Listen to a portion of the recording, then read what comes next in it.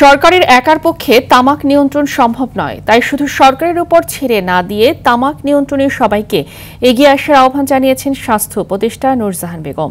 দুপুরে রাজধানীর সিটপ মিলনায়তনে এক সেমিনারে কথা বলেন তিনি।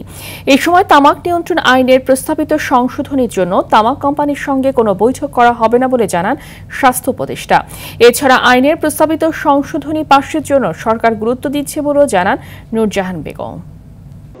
আইনের প্রয়োগটা সবসময় সরকারের উপর ছেড়ে দিয়েন না, আপনারা প্রতিবাদটা আনতে পারেন, সেটা যেন মারামারি করার দরকার হয় না, সুন্দর ভাষায় আমরা সে প্রতিবাদগুলো করতে পারি। একবার, দুবার, 5 বার, 10 বার যখন প্রতিবাদ হবে তখন কিন্তু আস্তে আস্তে এটা বন্ধ হয়ে যাবে।